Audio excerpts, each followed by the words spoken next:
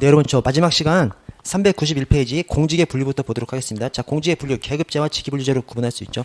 계급제는 저 계층제랑 비슷하게 생각하시면 됩니다. 아, 계층제. 계층으로 나누어. 아니, 공무원들을 왁구에다가 집어넣어. 계층을 나누어. 명령복종 원리를 부여해. 계층제거든요. 계급제도 비슷합니다. 계급제도 공무원들을 집단에다가 집어넣어. 계급을 나누어. 명령복종 원리를 부여해. 비슷합니다. 비슷하게 이해하시면 됩니다. 그래서 계층제 원리건 계급제건 다 대규모 피라미드 조직을 딱 생각하시면 그냥 딱 맞습니다. 그래서 자, 계급제란 개인의 자격, 능력, 학력을 기준으로 해서 계급을 부여하고 일정한 신분을 보장해 주는 것에 중점을 두는 공직 분류 방식입니다. 자, 이번에 일반적 교양, 능력을 가진 사람을 채용해서 일반적 능력 교양이라고 하는 것은 전문 능력하고 반대 얘기입니다. 일반적 교양 능력이라고 하면 그냥 두루두루 이것저것 두루두루 아는 것을 일반적 교양 능력이라고 하고 전문 능력이라고 하면 특정 분야에 대한 전문 능력을 전문 능력이라고 하죠. 그래서 계급제에서는 일반적 교양 능력을 가진 사람을 채용해서 신분 보장과 함께 장기간에 걸쳐서 능력이 키워주므로 공무원이 보다 종합적 신축적 능력을 가지고 있다. 즉 다양한 분야에 대해서 조금씩 아는 것이죠. 그것을 이 일반적 능력, 또 종합적, 신축적 능력이라고 하고요. 3번, 계급제는 인간 중심의 분류 방식으로서 끝에 영국, 독일, 프랑스, 한국, 일본 등이 운영하고 있습니다. 인간 중심의 분류 방식. 이거 반대편에 직위분류제가 있잖아요. 직위분류제는 직무 중심이에요. 직무 중심. 계급제는 인간 중심. 그래서 계급제에서는 어떤 직위가 공석이 생겨. 직위분류제는 그 직무에 딱 맞는 사람만 데려올 수가 있어요. 직무 중심이니까. 근데 계급제는 사람 중심이니까 같은 급수면 어떤 사람이든 올 수 있다고 보는 것이 이 계급제입니다. 사람 중심. 이 사람 중심이라는 표현이 특정 계급의 사람 중심이에요. 그래서 특정 계급만 가지고 있으면 그 사람이 뭐든지 다 할 수 있다고 보는 것이 이 계급제입니다. 자, 4번에 계급제는 보통 계급의 수가 적고 계급 간 차별이 심해서 외부 충원이 힘듭니다. 즉 계급제는 계급을 중심으로 운영되니까 계급의 수가 너무 많으면 안 되겠지. 계급 간 차이가 있어야 계급 간 좀 차이가 있어야 계급을 중심으로 운영할 수가 있는 것이죠. 계급 간 좀 차별이 있어야 되니까 계급의 수가 적어야 계급 간 차별이 있죠. 계급의 수가 너무 많아버리면 각 계급 간 차별이 적어버리니까 계급을 중심으로 움직일 수가 없는 것이죠. 자, 직위분류제는 딱 이거 생각하시면 됩니다. 직위분류제는 직무 분석과 직무 평가거든요. 직위분류제는 직무 분석과 직무 평가를 해서 이 결과를 토대로 직무를 중심으로 운영하는 제도가 이 직위분류제입니다. 직무 분석이 뭐야? 직무의 종류를 나누는 겁니다. 그래서 직군, 직렬, 직류 이런 것들로 나누는 겁니다. 종류를 나누어 직무 분석. 그다음에 평가, 등급을 나눠 등급을 거기서 1급, 2급, 3급, 4급 이렇게 나누는 것이죠. 이렇게 나누면 어떤 일이 생겨? 특정 하나의 딱 직위가 요구하는 어떤 곤란도, 난이도, 책임도 플러스 일의 종류까지 쫙 특정 직무를 중심으로 딱 나와버리죠. 직무 분석, 직무 평가를 거쳐버리면 이렇게 딱 직무 분석과 직무 평가를 거친 특정 직위에서 요구하는 뭐 곤란도, 책임도, 난이도 플러스 특정 분야의 전문성 그걸 합해서 그 직무 중심으로 운영하는 제도가 이 직위분류제입니다. 직위분류제란 직무의 특성에 중점을 둬서 이 직무의 특성이 어떻게 나와? 직무 분석과 직무 평가를 통해서 직무 특성이 딱 나오는 것이죠. 그래서 직무 특성에 중심을 두고 그때 직무의 종류, 책임도, 난이도를 기준으로 해서 분류하는 제도가 이 직위분류제입니다. 2번 끝에 직무 중심의 분류 방법으로서 미국 시카고시에서 처음 실시돼가지고 꼴랑 미국, 캐나다 뭐 이 정도 그냥 사용하고 있어요. 다만 각국에서 계급제를 중심으로 이 공직을 운영한다 하더라도 직위분류제적 요소도 좀 가미해서 이렇게 좀 운영하고 있습니다. 그래서 이 직위분류제는 미국에서 개발한 제도예요. 미국에서 개발한 제도. 여러분 그 다음에 3번에 저 중간에 직무 분석과 직무 평가의 충실한 수행이 중요하다. 왜? 직무 분석과 직무 평가를 딱 통해서 특정 직위가 가지고 있는 직무의 특성 뭐 이런 것들을 다 뽑아내는 것이 직위분류제 출발의 시발점이기 때문에 그런 것이고요. 여러분 그 밑에는 그 다음 페이지 보시면 다 나와 있습니다. 다음 페이지에서 볼게요. 다음 페이지에서 그 장단점이 이 비교해 놓은 것에 다 그대로 있는 것이거든요. 그래서 둘 중에 하나 빼야 되는데 이번에도 뺄까 말까 하다 그냥 놔뒀는데 자, 계급제와 직위분류제 먼저 항상 영미는 항상 붙어 다니죠. 영미에 항상 붙어 다니고 대륙밖에 따로 붙어 다니는데 이 계급제와 직위분리제 할 때는 영국하고 미국이 떨어지죠. 왜 그래?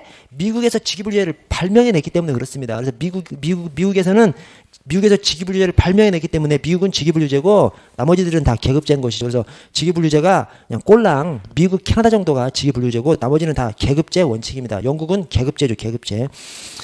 자, 계급제가 사람 중심의 분류 방법이라면 직위분리제는 직무 중심입니다. 이제 직위분리제가 직무 중심이라는 것은 뭐 당연한 것이고 직무 분석, 직무 평가를 통해서 특정 직위가 요구하는 그 직무의 특성, 곤란도, 난이도, 책임도, 뭐 종류, 특성 이런 것을 뽑아가지고 운영하는 것이 직위분류제고 계급제는 사람 중심의 분류 방법입니다. 그래서 계급제는 사람만 있으면 그 사람이 뭐든지 할 수 있다고 보는 겁니다. 그래서 5급의 사람은 5급에 어떤 일이든 할 수 있고 7급의 사람은 7급에 어떤 직무라도 줘도 할 수 있다고 보는 것이 계급제예요. 그러니까 사람 중심이죠.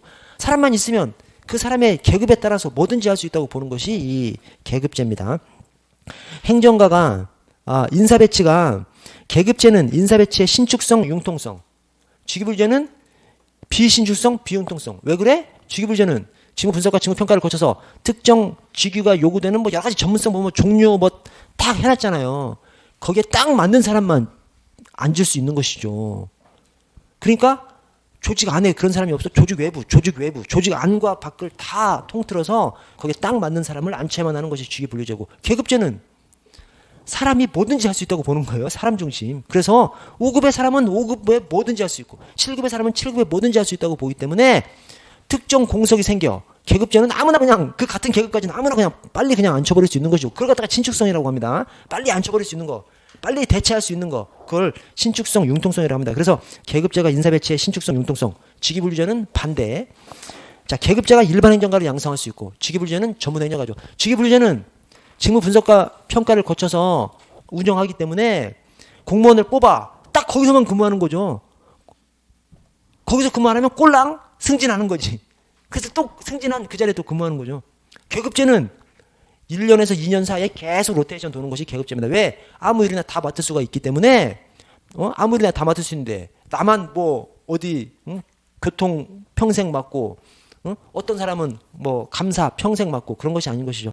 저 계급제에서는 로테이션을 돌려버립니다. 왜? 모든 일을 누구나 할 수 있다고 보기 때문에 로테이션 돌려버리는 겁니다. 그래서 계급제의 공무원은 이 일도 조금 저일도 조금 두루두루 알아. 그게 꼭 나쁜 것은 아니에요.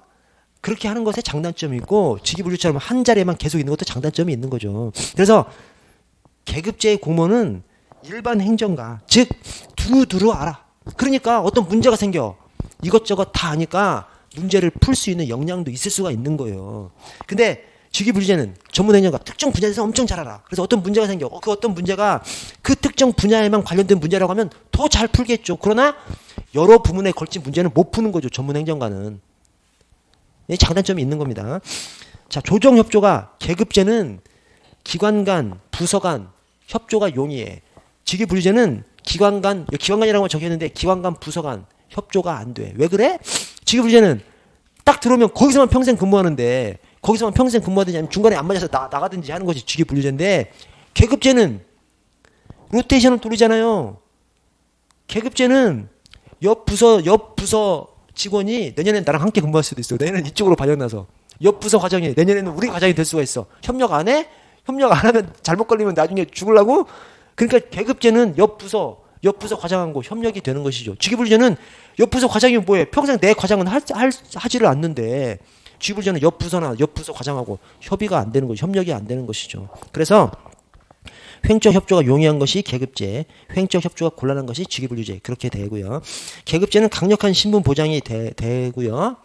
직위분리제는 신분 보장이 안 됩니다. 왜냐? 직위분리제는 딱 맞는 사람을 뽑아와야 되기 때문에 조직의 안과 밖에서 뽑는 것이죠. 계급제는 계급의 권위로서 운영해 나가는 것이 계급제이기 때문에 중간에서 막 받아들이면 계급의 권위가 없어지니까 계급제는 중간에서 안 받는 거죠. 그리고 계급제는 최고 밑에 계급에서만 받든지 아니면 최고 밑에 계급과 중간에 하나 정도 이렇게 받아가지고 자체 승진하는 것을 원칙으로 하는 것이 계급제 운영이죠. 그래서 계급제는 하여튼 강력한 신분보장이 되고 직위분리제는 신분보장이 안 되죠. 어떤 공무원 직위가 있는데 막 세상이 바뀌어서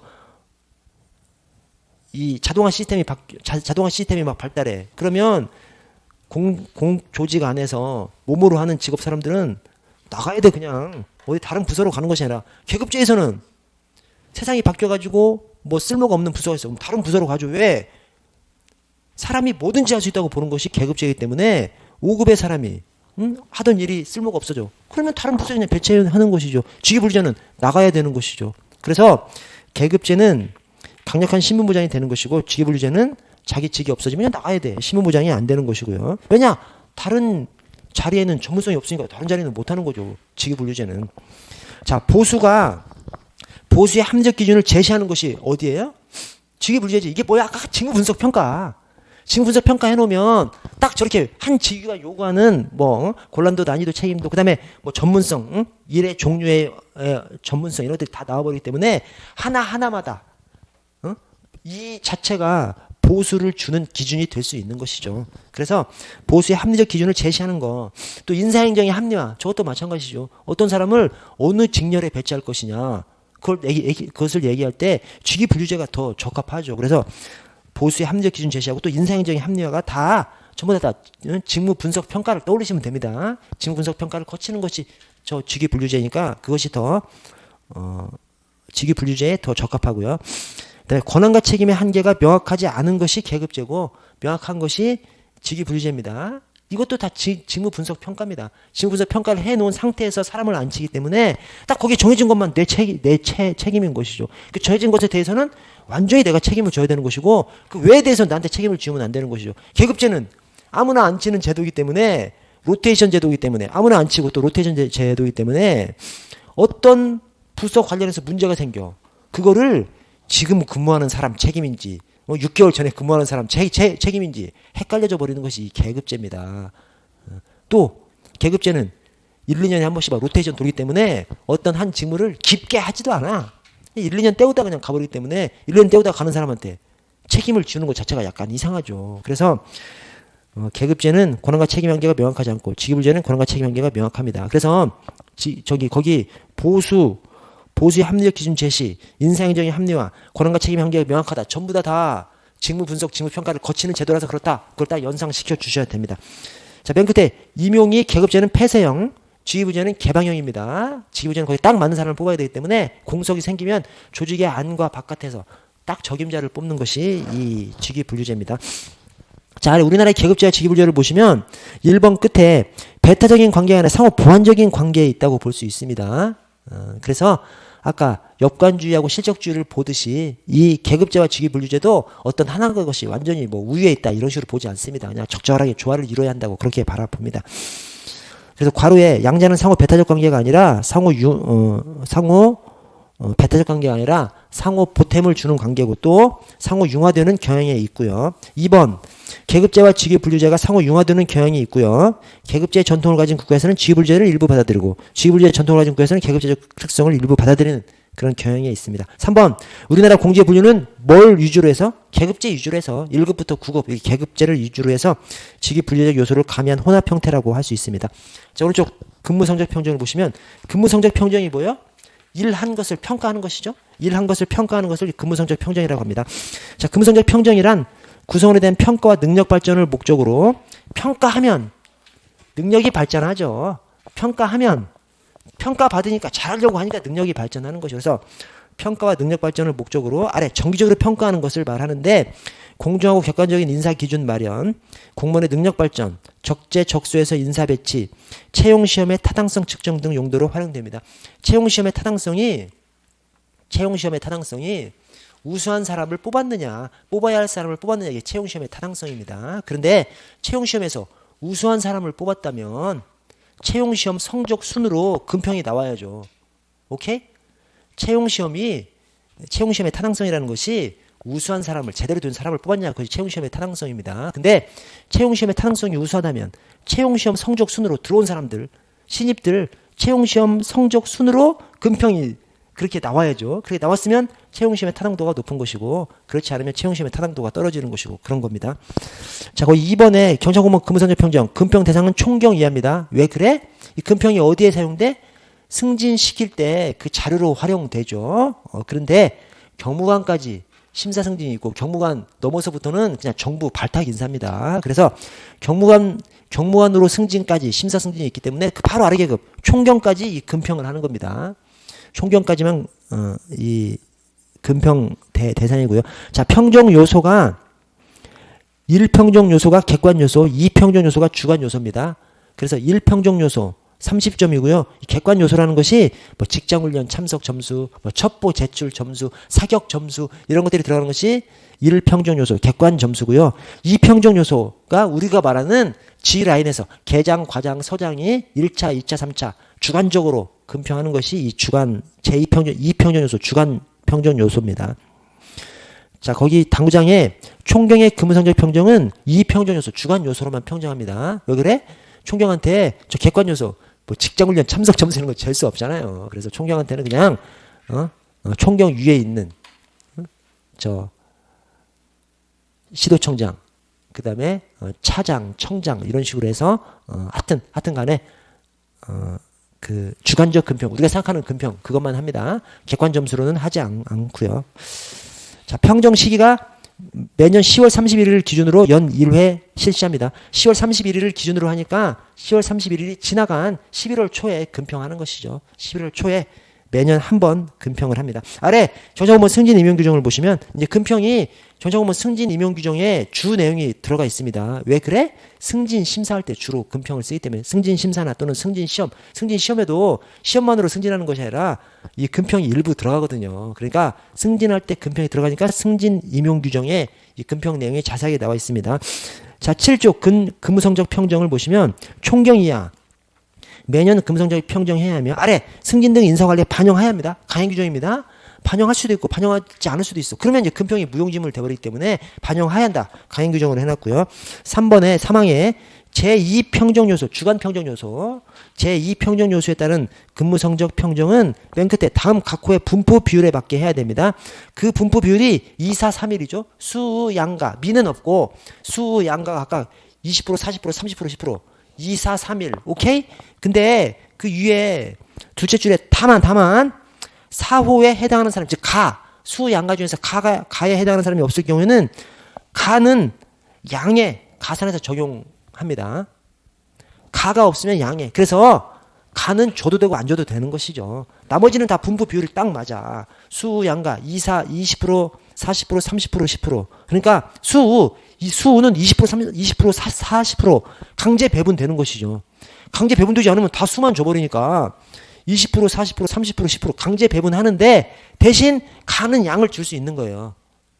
오케이? 가에 해당하는 사람이 없으면 양을 주는 거죠. 그래서 수, 양가 2, 4, 3, 1인데 사실상은 2, 4, 4가 되는 것이죠. 2, 4, 3, 1. 사실상은 2, 4, 4가 되는 것이고요. 거기 사항에 자격증 소지자 임용, 뭐 변호사라든가 회계사라든가 노무사라든가 이런, 그 다음에 5급 공채 사법시험 합격자 임용, 여기에 대해서는 여기에 해당하는 경찰 공무원과 그 다음에 경찰서 수사과에서 고소 고발 등 조사 업무를 직접 처리하는 경위. 그래서 이 수사과 막 서로 안 가려고 하는데 거기서 근무하는 경위. 그래서 자격증 소지자 임용, 그 다음에 5급 공채 사법시험 합격자 임용 플러스 수사과 근무하는 경위. 의 경찰 공무원을 평정할 때는 사망의 비율을 적용하지 아니할 수 있다. 즉 20%, 40, 2, 4, 3일 적용하지 않고 수를 그냥 줘도 되게끔 그렇게 해놨습니다. 이거 실전에서 해 안 해? 실전에서 해요 안 해요? 실무에서 안 해요 안 해? 왜 안 해? 아니 수사과만 강제 배분하지 않고 수사과만 다 수져버리잖아요. 수사과 경위 수져버리잖아요. 그럼 경위 계급에서 어떤 문제가 생기냐면 수사과고 뭐건 간에 승진시키려고 하는 인원의 5배수만 심사장에 들어갈 수가 있거든요. 최종 선발하려고 하는 인원이 2명이다. 10명만 심사장으로 들어갈 수 있어요. 근데 수사과 경위들만 다 수를 줘버려? 그러면 10명 안에 다 수사과만 들어가 버리잖아요. 전체는 아니지만 10명 안에 수사과가 막 6, 7명 들어가 버리잖아요. 그럼 심사하지를 못해. 그래서 이 강제 배분 비율을 적용하지 아니할 수 있다라고 하고 실제로는 그렇게 하지 않는다니까. 왜 그래요? 적용하지 아니한다가 아니라 적용하지 아니할 수 있다니까 그런 것이죠. 오케이? 그냥 수사과 경위들 우대할 수 있게끔 해놓기만 하고 실제로는 적용하지 안 되고 실제 이거 적용하면 5배수 안에 다 수학과 사람들만 들어가니까 경위 계급은 심사 못하는 거야. 심사 자체를 못하는 거야. 마비가 돼버려. 그래서 실제로는 적용하지 못하고 있습니다. 왜 그래? 적용하지 아니할 수 있다고 해놨지. 적용하지 아니한다라고 해놨기 때문에 강제 배분을 적용하지 아니할 수 있다. 적용하지 않아도 되고 그렇지 않아도 되고 그래서 실제로는 강제 배분 적용해버립니다. 다. 왜냐? 수학과만 강제 배분 적용하지 않으면 그래서 수학과만 다 수져버려. 그러면 수학과만 경위 계급에서는 5배수에 다 차버리기 때문에 나머지 인원들은 아예 그러니까 이제 승진 업무 자체가 완전히 왜곡돼 버리죠. 그러니까 안 되는 거죠. 그래서 가능성만 우대할 수 있는 가능성만 규정해 놓고 실제로는 실행을 못 하고 있는 그런 조항입니다. 왜 그래? 임의적으로 해놨기 때문에 그렇습니다. 강제배분 적용하지 않는 것을 강제배분 적용하지 아니한다라고 해놓지 않고 적용하지 아니할 수 있다. 임의적으로 해놨기 때문에 실무에서는 실무에서는 이렇게 하지 않는 겁니다. 자, 5항 금평 결과는 공개하지 않습니다. 약간 언밸런스한 표현이 섞여 있어. 뭐냐면 공개하지 않는데 근데 그 뒤에 다만 금평이 완료되면 밑에 대상 경찰 공무원에게 해당 금평 결과를 통보할 수 있대. 공개는 뭐고 통보는 뭐예요? 여러분 공개는 누구든 다 볼 수 있게 떠벌리지는 않는다는 거예요. 통보는 당사자한테만 알게 한다는 겁니다. 그래서 우리가 금평이 끝나면 모두가 알 수 있게 어디다가 공표 방을 붙이거나 그러지는 않습니다. 다만 그 대상자한테 자기 점수만 가르쳐줘요. 뭘 가르쳐줘? 객관 점수는 그냥 점수를 가르쳐주고 주관 평정은 등급만 가르쳐줍니다. 최종 등급만. 그래서 1차, 2차, 3차 각 계장, 과장, 서장이 금평하지 않습니까? 주관 평정은.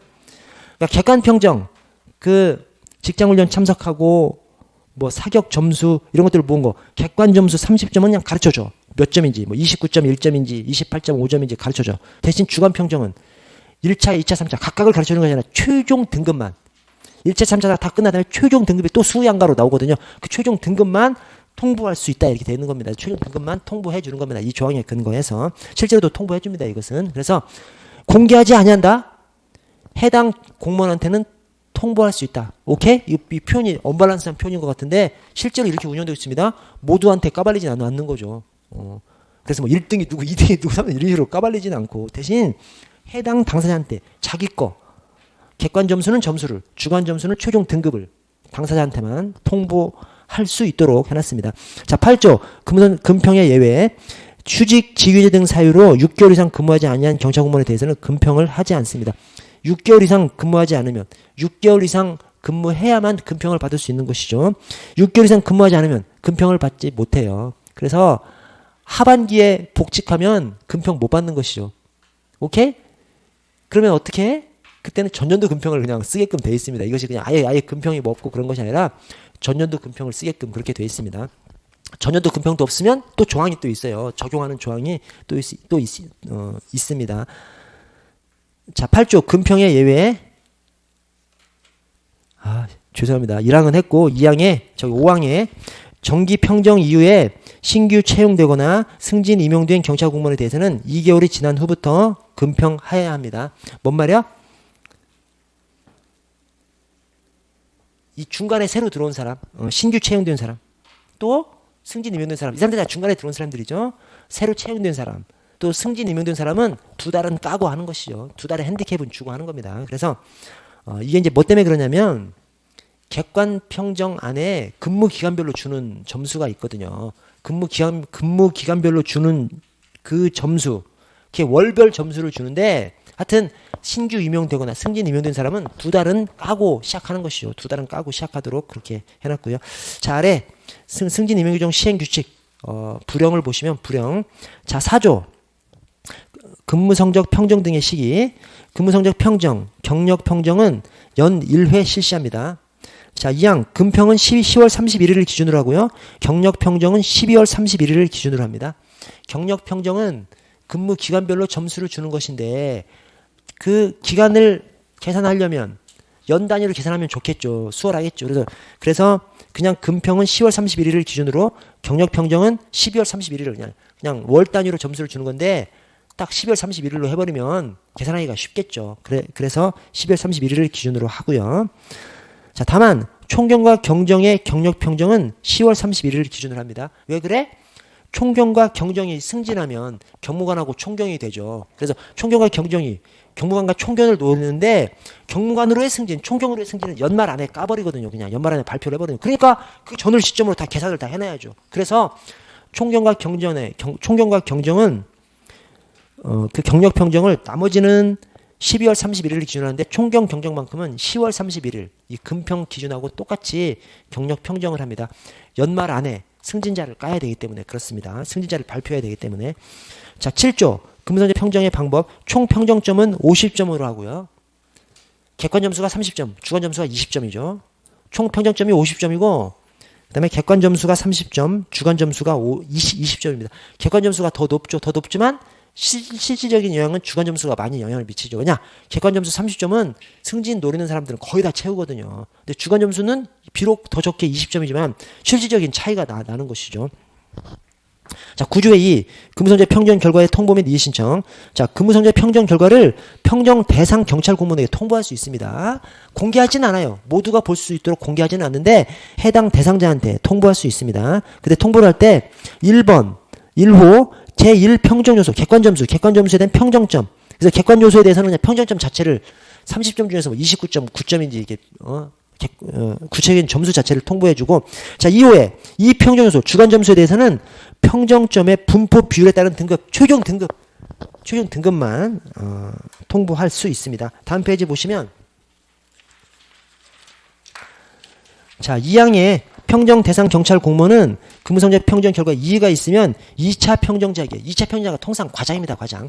1차 평정자가 개팀장이고 2차 평정자가 과장입니다. 2차 평정자에게, 즉 과장한테 이의를 신청할 수 있습니다. 자 3항 중간에 이의 신청 내용이 타당하다고 판단되는 경우에는 끝에 평정 결과를 조정할 수 있고, 받아들이지 않는 경우는 그 사유를 해당 경찰 공무원에게 설명해야 됩니다. 그래서 이의 신청 제도도 두고 있어요. 자 이의 신청 제도는 뭘 이의 신청할 수 있냐면, 객관 점수만 이의 신청할 수 있습니다. 주관 점수는 이의 신청할 수 없고, 뭐냐면 거기 394쪽 맨 첫째 줄에 1항 1호에 대해서만 이의 신청할 수 있거든요. 1항 1호가 객관 점수만 이의 신청할 수 있고, 주관 점수, 지휘관들이 준 주관 점수는 이의 신청할 수 없습니다. 객관 점수만 이의 신청할 수 있고, 이의 신청하면 타당하다고 판단하는 경우에는 결과를 조정할 수 있고, 그렇지 않으면 사유를 좀 설명해 줘야 됩니다. 자, 아래 사기 관리로 넘어갈게요. 오늘 엄청 많이 하려고 했는데 많이는 못하고, 죄송합니다. 여러분 좀 늦게까지 가서. 자, 사기 관리와 동기부여. 자, 사기란 끝에 경찰 조직의 목적 달성을 위한 열의와 솔선, 결의, 용기, 이런 정신적 태도를 말합니다. 목적에다가 동그라미 쳐주세요. 목적, 목표. 자, 우리 행정학에서 말하는 사기 또는 오른쪽에 동기부여는 목표를 전제로 한 개념입니다. 사기, 동기부여, 목표, 목적을 전제로 한 개념이에요. 그냥 직원들 분위기 좋아, 이게 사기가 아닙니다. 목표를 달성하려고 하는 어떤 정신 상태, 그것을 이 사기라고 합니다. 그래서 행정학에서 사기 또는 동기부여라고 하면 목표를 전제로 한 개념입니다. 자, 사기의 성격, 자율적, 자주적 성격이죠. 사기라는 것이 뭐 강요한다고 되는 것이 아니죠. 그것은 심리적인 것이기 때문에, 그래서 자율적, 자발적 성격이고요. 강요되는 것이 아니고요. 그다음에 조직적 성격이죠. 사기, 조직을 전제로 해서 조직 또는 조직 목표를 전제로 해서 얘기하는 것이지 그냥 개인만 놓고 얘기하는 것이 아니고요. 또 그래서 조직적 성격이고 사회적 성격을 가지고 있다고 그렇게 보고요. 밑에 사기의 연구를 보시면 1번에 사기 향상을 위해서 구성원들의 욕구에 대한 정확한 연구가 필요합니다. 욕구라는 것이 뭘 하려고 하는 의지잖아요. 뭘 하려고 하는 의지. 그래서 사기, 목표를 향한 정신 상태가 바로 사기이기 때문에 사기를 높이려면 욕구에 대한 이해가 높아져야 사기를 높일 수 있고요. 자, 4번에 행정학에서 연구하는 사기란 조직 목표와 관련된 또는 직무와 관련된 것을 말하기 때문에 직무와 무관한 조직인의 심리 상태, 그냥 뭐 기분이 좋아, 그것은 사기가 아닌 것이죠. 조직의 목표, 임무와 관련된 것을 이 사기 또는 동기부여가 다 그렇습니다. 조직 목표를 전제로 해서 얘기한 것이고요. 자, 오른쪽에 동기부여 이론으로 가보겠습니다. 자, 동기부여는 뭐예요? 목표를 향한 사기를 불어넣는 것이죠. 동기부여가. 사기를 불어넣는 거지. 그러니까 동기나 사기나 뭐 비슷한 얘기죠. 그래서 동기부여라는 것이 사기를 불어넣는 것이죠. 근데 뭘 향해서? 목표를 향해서 사기를 불어넣는 것이 바로 이 동기부여 이론이고요. 자, 동기부여 이론은 내용 이론과 과정 이론이 있습니다. 내용 이론은 뭐고 과정 이론은 뭐예요? 자, 내용 이론은 특정 욕구를 충족해주면 동기부여가 된다고 보는 것이 내용 이론입니다. 과정 이론은 특정 욕구를 충족시켜준다고 해서 무조건 동기부여가 되는 것이 아니라 이 동기부여를 시키려면 다양한 요소가 개입된다라고 보는 것이 이 과정 이론입니다. 그래서 특정 욕구만 충족시켜서는 안 되고 다양한 동기부여에 영향을 미치는 다양한 요소가 있다고 보는 것이 과정 이론이기 때문에 과정 이론에서는 특정 욕구만 검토해서는 안 되고 조직원들이 일을 하는 그 절차 과정을 깊숙이 살펴봐야 하는 것이 과정 이론이죠. 자, 내용 이론 안에 있는 이론들이 이게 올해 채용 시험에도 출제가 됐고요. 내용 이론이 뭐뭐뭐냐 이걸 출제했습니다. 그래서 메가지 메샤 뭐하러 이렇게 숙지를 해주세요. 학자들 이름만 앞글자 딴 겁니다. 메가지 메샤 목매라는 것이죠. 뭐하러? 왜 내가 매? 목매려면 네가 매 임마. 딱 그거랑 똑같죠. 저기 영화 친구에서 너 하와이 가라 하니까 네가 가라 임마 하와이 말한 거랑 똑같은 것이죠. 그래서 메가지 메샤 뭐하러? 이렇게 좀 숙지해 주세요. 앞에 학자들의 이름 앞글자만 따면 메가지 메샤 뭐하러 이렇게 됩니다.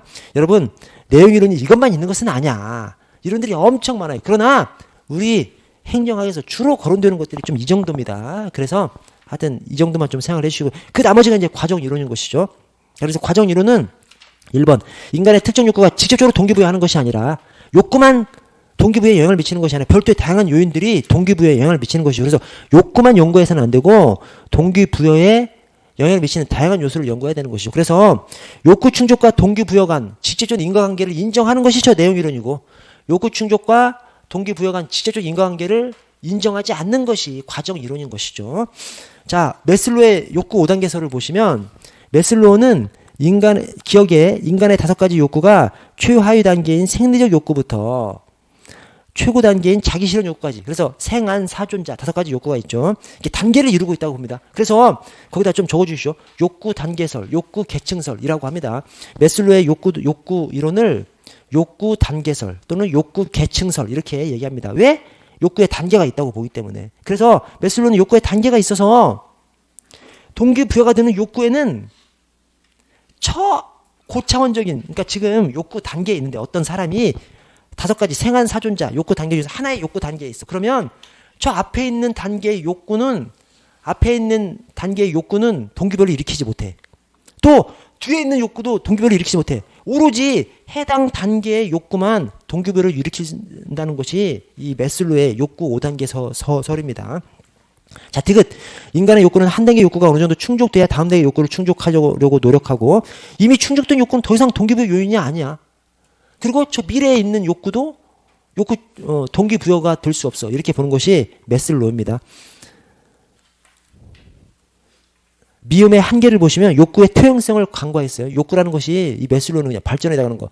한 단계 나가는 것만 설정했는데 실제로 욕구라는 것이 사업 잘 됐을 때는 고단위의 욕구를 충족하려고 하겠지만 망해봐 먹고 사는 것 자체가 다시 욕구가 될 수 있는 것이죠. 그래서 욕구가 퇴행할 수 있는데 메슬로는 그 욕구의 퇴행을 염두에 두지 않았고요. 또 욕구 체계의 획일성 5단계 그냥 따라서 발전한다고 보는 것 자체가 상당히 비현실적이죠. 그래서 그런 것들이 비현실적이다 이렇게 비판을 받습니다. 다음 페이지를 보시면 이 메슬로의 욕구 5단계에서는 딱 외워버리시면 돼. 생안 사존자 그 다음에 생보유 사고인 안신년 자승단 이렇게 그냥 외워버리시면 생보유 안신년 사고인 자승단 이렇게 외워버리시면 됩니다. 처음에는 입에 좀 안 붙지만 조금만 지나면 입에 좀 붙어 입에 좀 붙게끔 돼 있어요. 이게 그래서 생안 사존자 5가지 욕구 계층이 있고 그 각 욕구 계층별로 생보유 안신년 사고인 자승단 이렇게 좀 숙지를 좀 해 주십시오. 그래서 가장 강한 욕구가 뭐야? 생리적 욕구. 가장 기초적이면서 가장 강한 욕구는 생리적 욕구고요.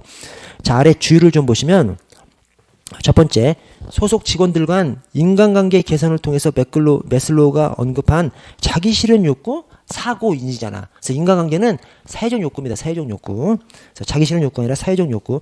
자, 화살표에 메슬로우의 이론에 의하면 충분한 휴식을 취하지 못한 생리 욕구가 강한 경찰관도 존경 욕구 충족하기 위해서 열심히 일하는 경우가 있다? 그렇지 않죠. 메슬로우는 딱 그냥 계층, 욕구가 딱 계층 지어져가지고 저 앞쪽의 욕구는 동기부여를 일으키지 못하고 저 뒤쪽의 욕구도 동기부여를 일으키지 못한다고 봐버렸습니다. 그래서 그냥 딱딱딱 분리되어 있는 것으로 본 것이 이 메슬로우의 이론이고요. 밑에 알더퍼 이론을 보겠습니다. 알더퍼의 ERG 이론. 자, 메슬로의 욕구 이론을 수정해서 5가지 욕구 계층을 3가지로 통합하고 인간은 2가지 이상의 욕구를 동시에 추구하기도 한다고. 그래서 메슬로의 이론을 좀 더 현실적으로 바꾼 것이 알더퍼의 ERG 이론입니다. 니은의 알더퍼는 상위 욕구가 만족되지 않거나 좌절될 때 하위 욕구를 더욱 충족시키고자 한다는 좌절퇴행 접근법도 얘기합니다. 그러니까 좀 더 현실적으로 그렇게 바꿨습니다. 그래서 그 알더퍼의 ERG 이론에서 욕구 계층이 생존, 관계, 성장 욕구입니다. 근데 각각의 그 구체적인 욕구가 메슬로의 욕구 5단계에서 2단계 이상씩을 거기 각각 해당하고 있죠. 그래서 이 알더퍼의 ERG 이론에서 그 욕구는 여러 단계의 욕구가 그냥 복합적으로 나타날 수도 있다. 이렇게 이제 보는 것이 알더퍼의 ERG 이론입니다. 오른쪽에 허즈버그의 이요인론은 위생요인과 동기요인을 이렇게 구별해요. 그것을 확실하게 구별시켜 버립니다. 그래서 위생요인이 불만요인이고 동기요인이 만족요인이에요. 그러니까 이 말입니다. 위생요인하고 동기요인하고 즉 불만요인하고 만족요인하고 확실하게 구별되기 때문에 불만요인을 갖추지 못해. 그럼 불만이 생기는 것이죠. 그러나 불만요인을 잘 한다고 해서 만족이 되는 것은 아닌 것이죠. 만족 요인도 마찬가지입니다. 만족 요인을 채워주면 만족해. 그러나 만족 요인이 부족하다 해서 불만하는 것은 아니죠. 그래서 불만 요인하고 만족 요인하고 딱 그냥 구별시켜 놓은 것이 이 허즈버그의 이 요인론입니다. 말장난이죠. 말장난이지. 그러나 이게 어떤 조직의 리더들한테는 유용한 관점을 제시해줍니다. 뭐냐면 불만 요인, 여기서 말하는 만족 요인이라는 것이 조직 목표하고 관련된 거잖아요. 그러니까 한마디로 만족 요인은 목표 달성에 지속적으로 기여하는 요인인 거예요. 불만 요인은 목표 달성에는 기여하지 못하고 그냥 불만만 일으킬 수 있는 요인이 불만 요인이죠. 그래서 어떤 조직은 통상적으로 인력 예산에 제한이 있죠. 인력 예산에 제한이 있는데 평상시라면 불만 요인이나 만족 요인 다 그냥 적절하게 관리를 해야 되는 것이죠. 그런데 어떤 특별한 위기 상태라든가 반드시 달성해야만 하는 어떤 목표가 그 조직에 주어졌어. 그러면 조직의 리더는 어떻게 할 수 있어? 불만 요인은 최소한도로 해놓고 불만 요인에 쏟아붓는 예산은 최소한도로 해놓고 이 만족 요인 목표 달성을 할 수 있는 만족 요인에다가 예산을 쏟아 부어야 되는 것이죠. 어떤 위기 상황이라든가 반드시 달성해야 되는 목표가 있는 그런 때에서는 만족 요인에만 조직의 예산을 쏟아 부어야 된다는 그런 시사점을 조직의 리더들한테 줄 수 있는 것이 이 허즈버그의 이요인론입니다. 자, 맥그리거의 XY론은 이것도 진짜 말장난이에요. 뭐냐면 맥그리거의 XY론이 뭐 실제 조직을 연구한 것이 아니라 맥그리거가 자기 머릿속으로 딱 생각한 거예요. 어떻게? 자, 가정하자. 어떤 조직에 있는 조직인들이 멍청하고 게으르고 일을 못하고 이런 조직인들이 있다면 그 조직의 리더는 그 조직원들을 권위주의적으로 관리해야 된다는 거예요. 강압적으로 관리해야 목표를 더 많이 달성한다는 거예요. 근데 자, 가정하자. 네 조직에 있는 조직원들이 일을 잘하고 똑똑하고 부지런하고 적극적이야. 그러면 그때는 Y이론적 인간관리, 즉 민주주의적 인간관리를 할 때 그때 목표를 더 잘 달성한다는 거예요. 그냥 맥그리거 머릿속으로 생각해낸 겁니다. 근데 단순하지 않아요? 너무 단순하기 때문에 비판도 받지만 단순하니까 조직의 리더들이 자기 조직의 구성원들을 평가한 다음에 직접 적용하기가 딱 유용한 것이죠. 그래서 의의를 보시면 X이론, Y이론의 2가지 인간형과 그에 맞춘 경영 전략을 제시했습니다. 그래서 인간형을 지나치게 단순화했다는 비판을 받기도 해요. 그러나 단순화했기 때문에 누군가가 따라 이대로 실행해보기 좀 쉬운 측면이 있는 것이죠. 그래서 X이론은 인간의 본성을 게으르고 일하기 싫어하며 무책임하고 이기적이며 조직 목표에 무관심하고 이런 사람이 있다고 가정하자. 그때는 니은의 강압적이고 권위적인 조직관리 전략을 채택해야 목표 달성을 할 수 있다는 거예요. 자, Y론. 인간은 부지런하고 자율성과 창의성을 가지고 적극적으로 참여하고 자아실현을 추구하려고 하고 자신을 통제할 수 있는 자기 통제력이 있고 이럴 때는 민주적인 조직관리 전략을 택해야 조직 목표 달성에 유리하다는 겁니다.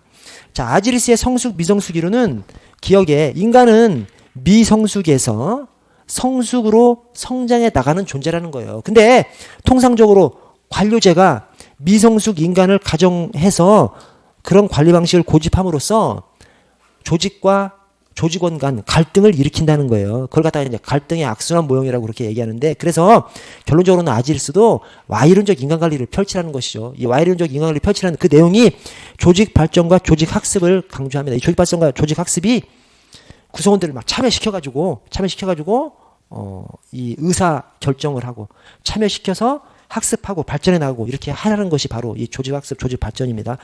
여러분 제가 저기 오늘 늦게 끝내려서 죄송하고 월요일 날 또 이어서 하도록 하겠습니다. 수고했습니다.